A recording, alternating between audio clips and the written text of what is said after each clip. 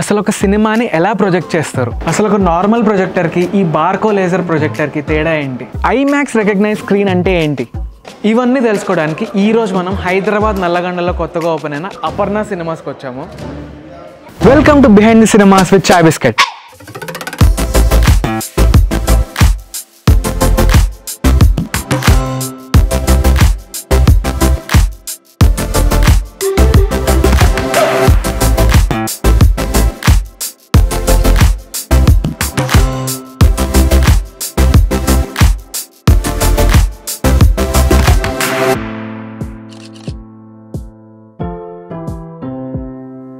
Sir నమస్తే.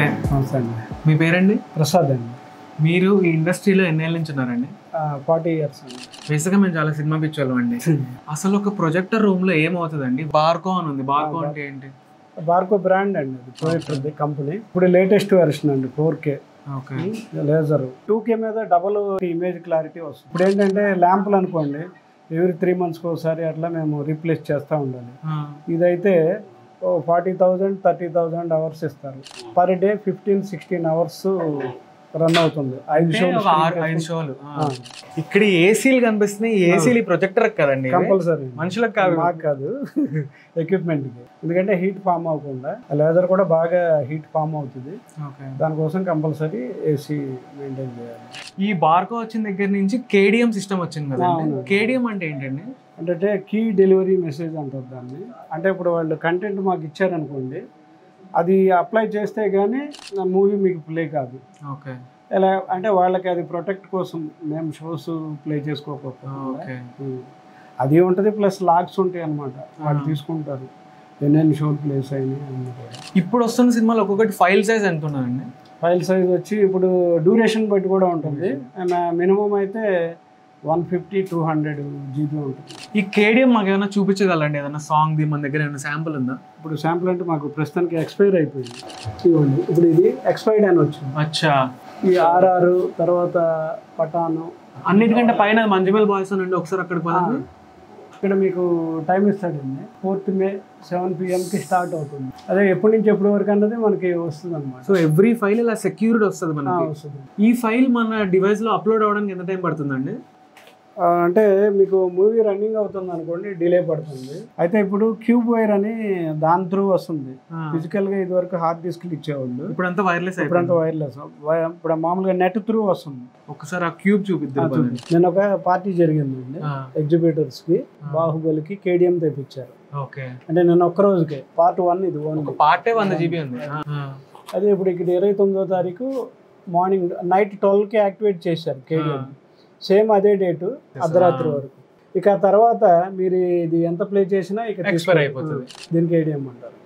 IMAX ఫార్మాట్కి అది కూడా రీలు డిజిటల్ రెండు ఉన్నాయి. ప్రసాద్ ఐమాక్స్లో రీలు అది 2015తో మళ్ళీ క్యాన్సిల్ చేసుకున్నారు అగ్రిమెంట్. ఇప్పుడు లేదు, ఓన్లీ ఇవే మూవీస్ ఆ బిగ్ స్క్రీన్స్లో కూడా వేస్తున్నారు. ప్రసాద్ గారు, ఇక్కడ బజే వాయువేగం అప్లోడ్ అవుతుంది కదండి, ఇక్కడ ఇది అప్లోడ్ అయ్యే ప్రాసెస్ అండి సినిమాది?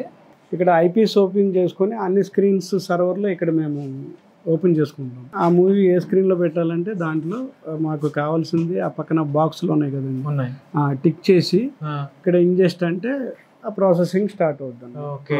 అట్లా ఇదంతా జరగాలంటే ఇంటర్నెట్ స్పీడ్ ఎంత ఫాస్ట్ ఉండాలండి? కీబోర్డ్ 1000 MBPS దాకా ప్రిఫర్ చేస్తారండి. ఇక్కడ 500 MBPS. మాకు 7 screens కదా. ఇదివరకు మాకు ఫిజికల్గా హార్డ్ డిస్క్లు వచ్చాయి. అవును.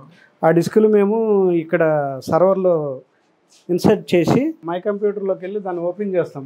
దాంట్లో కంటెంట్ ఏమేమి ఉందో మాకు చూపిస్తుంది. నార్మల్ మనం హార్డ్ డిస్క్ ఎలా వాడతామో అలాగా మాకు కావాల్సిన సినిమాలు సెలెక్ట్ చేసుకొని దాన్ని కాపీ కొడతాం. ఇప్పుడైతే ఏమవుతుందంటే ఇప్పుడు హార్డ్ డిస్క్లు రావు, ఇక నెట్ త్రూ క్యూబ్ వైర్ అంటారు, ఇది ఇంటర్నెట్ కనెక్టింగ్ అండి. ఇప్పుడు వాళ్ళు అక్కడి నుంచి అప్లోడ్ చేస్తారు, దీంట్లోకి వచ్చేస్తుంది. దీని నుంచి మేము ఈ క్యూబ్ వైర్ ఓపెన్ చేసుకొని దాంట్లో వాళ్ళు అప్లోడ్ కొట్టినవన్నీ ఇక్కడ చూపిస్తారు. ఇక్కడ నుంచి మనకు కావాల్సిన మనం సెలెక్ట్ చేసుకొని డౌన్లోడ్ చేసుకోవడం. ఓకే. సార్, దీని కెపాసిటీ రోజుకి ఎన్ని షోలు అయ్యొచ్చు? షోస్ అండి మీరు రాత్రి తెల్లవారులు వేసుకోవచ్చు, నో ప్రాబ్లం. ఏసీ ఆ ఫెసిలిటీ ఉంటే ప్రతి గురువారం మూవీ చేంజెస్ ఉంటాయి. మార్నింగ్ నుంచి మూవీస్ రన్ అవుతాయి, నైట్ అంతా లోడింగ్లు నడుస్తూ ఉంటాయి. తర్వాత క్యూబోర్డ్లు కూడా వాళ్ళు హెడ్ ఆఫీస్ నుంచి యాడ్స్ అవన్నీ వేయటం కూడా జరుగుద్ది.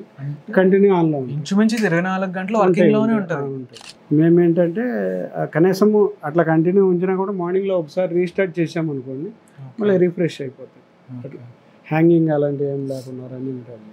అట్మాస్కి 7.1కి తేడా ఏంటి సార్? ఇది మా అతిపెద్ద డౌట్. Okay okay. అదే అట్మాస్ అంటే ఏం లేదండి, ఛానల్స్ పెరుగుతాయి, తర్వాత సీలింగ్లో సరౌండ్ స్పీకర్స్ వస్తాయి. 7.1 కంటే అట్మాస్ బెటర్ అంతే ఇప్పుడున్న ప్రెజెంట్. 7.1 అంటే ఎక్కడెక్కడ వస్తాయండి స్పీకర్? సీలింగ్లో ఉన్నాయి కదా, అవి ఒకటి లేవు, అవి ఒకటి ఉండవు. తర్వాత లెఫ్ట్లో రైట్లో వైడ్ సబ్స్ ఉండవు. 5.1కి అదే, 7.1కి అదే.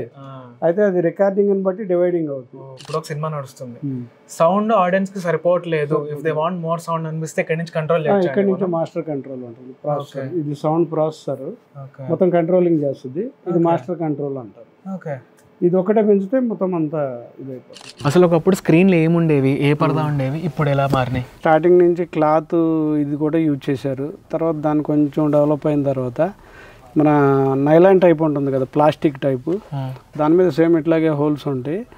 స్క్రీన్ పెయింట్ చేసేవాళ్ళు. సార్ అసలు ఈ స్క్రీన్కి హోల్స్ ఎందుకు ఉన్నాయండి? ఇది హోల్స్ ఏంటంటే ఇప్పుడు మనకి వెనకాల నెట్వర్క్ ఉంది, సౌండ్ సిస్టమ్, స్పీకర్స్ ఉన్నాయండి. దీని వెనకాల ఇప్పుడు మనం మాట్లాడుతున్నాం, ట్యూట్ పెట్టామనుకోండి లోపలికి రాదు కదా, వాల్యూమ్ రావాలి కదా, అందుకోసం ఒకటి. తర్వాత ఆ వచ్చే వాల్యూమ్ మీద లోడ్ పడకుండా ఇక్కడ పబ్లిక్ హౌస్ఫుల్ అయింది, వాళ్ళు బ్రీతింగ్ తీసుకోవటం వదలటం అది కూడా జరుగుద్ది కదా, అప్పుడు కూడా వచ్చేసి దీని మీద లోడ్ పడకుండా అటు పాస్ అయిపోతుంది, అటు నుంచి సౌండ్ బ్రేక్ అవ్వకుండా లోపలికి వస్తుంది. దీని వెనక స్పీకర్స్ ఉన్నాయంటే వెళ్ళే దారి కూడా ఉంటుంది. మేము కంపల్సరీ వెళ్ళాలి, మాకేమైనా టెక్నికల్ ఇష్యూ కానీ ఏమైనా ప్రాబ్లం అనిపిస్తే కంపల్సరీ చూసుకోవాలి. ఐమాక్స్ రికగ్నైజ్ స్క్రీన్ అంటే ఏంటండి? ఆ స్క్రీన్స్ కెనడియన్ కంపెనీ అంతే, స్ట్రాంగ్ ఎండిఐ స్ట్రాంగ్స్ అంటే కంపెనీ పేరు స్ట్రాంగ్ ఎండిఐ. ఓకే, స్క్రీన్స్ అది మేక్ కెనడా. అవి హైదరాబాద్లో ఎక్కడెక్కడ ఉన్నాయండి? అవి ఇవి కొంచెం కాస్ట్ ఎక్కువేనండి, మామూలుగా బాంబే నుంచి అట్లా పర్చేస్. ఇక్కడ ప్రసాస్లో కూడా మల్టీప్లెక్స్ తాలూకా కాదు, only IMAX screen. 95 feet width ఉంటుంది, 75 ఫీట్ హైట్. మామూలుగా ఇంకా మీకు వరల్డ్ ఫేమస్ బిగ్ స్క్రీన్ అంటే ఇది ఆస్ట్రేలియా. సార్ ప్రతి స్క్రీన్ ఒక్కొక్క కలర్లో ఉంది, ప్రతి స్క్రీన్కి ఒక కామన్ కలర్ ప్యాలెట్ ఉంది, దీని వెనకాల ఏమైనా ఐడియా ఉందండి? ఒక్కొక్క స్క్రీన్కి అదే డిఫరెంట్గా ఉండేటట్టుగా కలర్స్ డిజైన్ చేశారు. ఇప్పుడు ఈ లైట్ ఉంది కదండి, ఇది సినిమా మధ్యలో ఆన్ అవుతుందా? ఇదేంటంటే బిఫోర్ మూవీకి బ్రేక్లో ఎండింగ్లో వేస్తాం. తర్వాత చెన్నైలో రోహిణి అనే థియేటర్ ఉంటుంది, బాంబేలో గ్యాలక్సీ గిటీ అనే థియేటర్ ఉంటుంది. అక్కడ ఫ్యాన్స్ కోసం స్పెషల్ సినిమాలు వేస్తారు. అక్కడ సినిమా జరుగుతున్నంతసేపు లైట్లు ఇట్లా వెళ్తాయి. ఇప్పుడు మాకు ఇక్కడ ఇవి కూడా డిమ్మింగ్ ఇది పెట్టారండి, ప్యానల్ పెట్టారు, ఆటోమేషన్. మొత్తం మాకు రిమోట్ కంట్రోలింగ్ లాగా వచ్చేస్తే సర్వర్కి అది ఆటోగా జరిగిపోతూ ఉంటుంది. ఓకే, మనం వేస్తూ ఉంటే ఆపుతా ఉంటే మిస్ అవుతూ ఉంటుంది, అదే ఆటోమేషన్లోకి వచ్చింది అనుకోండి కరెక్ట్ అయిపోతుంది. ఇదివరకు సరౌండ్స్ స్పీకర్లకి మా చేతిలో మాన్యువల్గా కంట్రోల్స్ ఉండే స్పీకర్స్కి, అంటే ఆ స్పీకర్స్ లోపల రావాలన్నా ఎప్పుడు రావాలి ఎప్పుడు రాకూడదని మేము మాన్యువల్గా ఆన్ చేసేవాళ్ళం. అంటే ఇప్పుడు పాట వస్తే అంటే ఇప్పుడు టాకీ పార్ట్ వచ్చినప్పుడు స్పీకర్ ఆపేస్తాం సరౌండ్, మళ్ళీ మ్యూజిక్ వచ్చినప్పుడు ఆన్ చేస్తాం. ఇప్పుడు ఈ డిటిఎస్ లేటెస్ట్ టెక్నాలజీ వచ్చిన తర్వాత ఆటో రికార్డింగ్ అయిపోయింది, ఆటోమేటిక్గా అయిపోతూ ఉంటుంది. అదే మేము చేస్తున్నాం అనుకోండి జనాలకి తెలిసిపోతుంది, అవునవును ఆ ఫీల్ రాదు. ప్రసాద్ గారు మీకు దగ్గర 40 ఏళ్ళ ఎక్స్పీరియన్స్ ఉంది సినిమా హాల్స్లో, ప్రొజెక్టర్ రూమ్లో. మీరు చాలా టెక్నాలజీలు మారడం చూసుంటారు. మీరు చూసిన వాటిలో బాగా గుర్తుండిపోయిన టెక్నాలజికల్ చేంజెస్ చెప్పండి. డిజిటల్ వచ్చేసింది, రీల్ లేకుండా అయిపోయింది, రీల్ ఫార్మాట్లోనే ఫ్లాటర్లు వచ్చినాయి.